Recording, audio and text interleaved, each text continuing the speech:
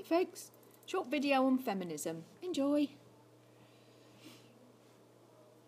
Feminism's been around a long time, but has gained the most ground probably over the last 150 years, with some more organised campaigns.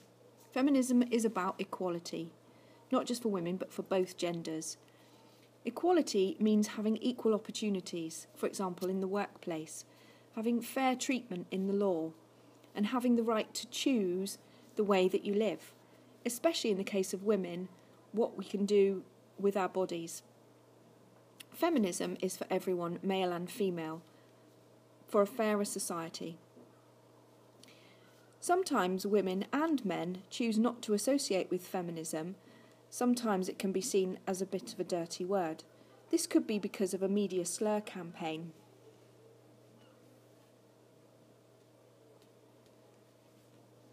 So here you see, for example, something that might be found in a lad's magazine, which actively discourages feminism. It's really discouraging equality for both genders and is not very helpful.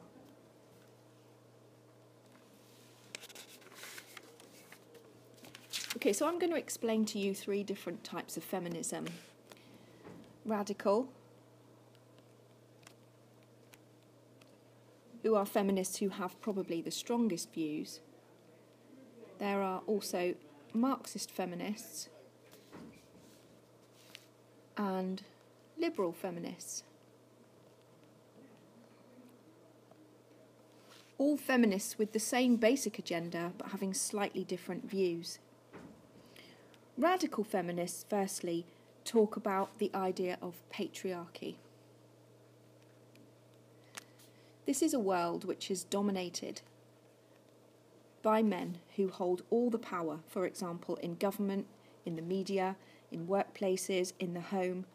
And in order to maintain this power, they encourage a culture which men and women, or girls and boys, are brought up into.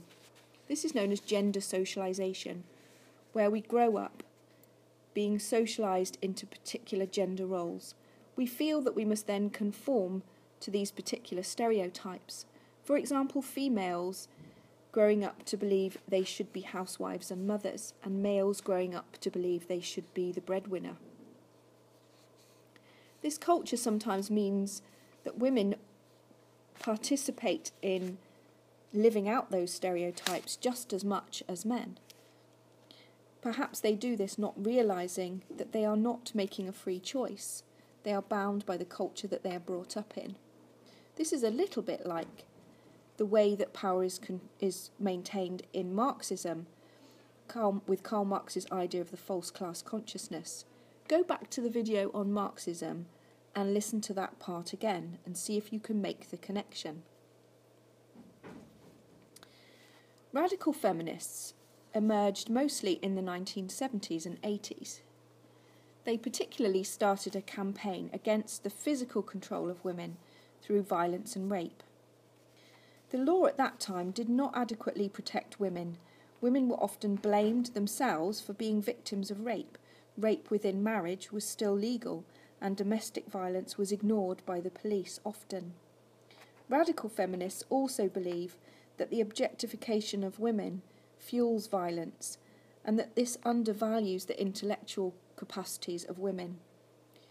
They also believe that things like porn magazines encourage violence against women.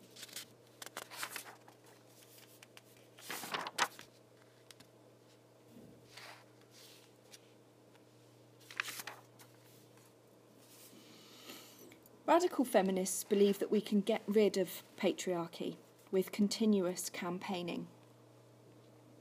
That's why sometimes they are seen as the feminists with the strongest views, is that they are the most visible campaigners. Therefore, some radical feminists have given feminism the bad name that you often see associated with particular views about men. Men hating hairy armpits, lesbians, that kind of thing. Okay, but not all radical feminists are like this. It seems like radical feminists are still campaigning against things which, in the large part, may be solved. Because we do have equality in the law, we do have laws against unequal pay, we do have protection in the law from violence at home, and we do have massive changes in our culture. Okay, so liberal feminists might argue that radical feminists are taking it a bit too far. On the other hand, to many feminists, patriarchy still exists and the campaign still needs to continue. Marxist feminism is a bit different. To Marxist feminists, they have the same agenda of equality for both genders. However, they see capitalism as more of the problem. Just like Marxists themselves see capitalism as the cause of so much exploitation, Marxist feminists see capitalism as the cause of women's exploitation particularly, and the reason why so many women are in poverty. The capitalist system can only survive with a constant supply of workers. Women provide unpaid labour in the home, which nurtures the next generation. This is very important, but the work is unpaid and undervalued. Whilst work outside the home, which is more likely to be done by men, is paid and is highly valued. This leaves women more vulnerable to poverty than men. Since many women, however, are now doing paid work as well, some feminists argue that they have a double burden of paid work outside the home as well as domestic chores inside the home, which are considered to be part of a woman's role. So then that takes us back to the idea of culture again.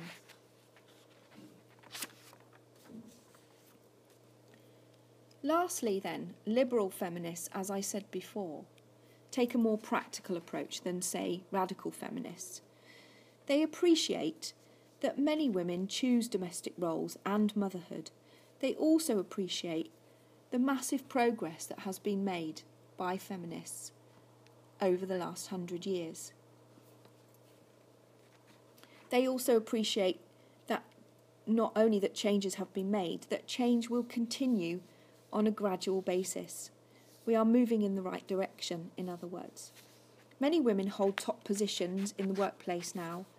Some men feel free enough to become house husbands. Women have been liberated in terms of laws on abortion, contraception and divorce, allowing them to choose what they do with their bodies. Female victims of rape or violence can now talk to female police officers and also have greater protection. In many ways, we are doing so well. Liberal feminists argue that we can make gradual changes without the need for aggressive campaigning. I'll leave you to decide what you think about feminism. There are many arguments which can be made against some of these viewpoints, especially when you take into account the changes that have been made. My own personal view is that it would be nice to end up in a situation where both men and women feel completely free to choose whatever they do with their lives and not feel bound by gender stereotypes. So surely any perspective which encourages equality between any groups in society is a good thing. I'll leave you to decide. Thanks for listening.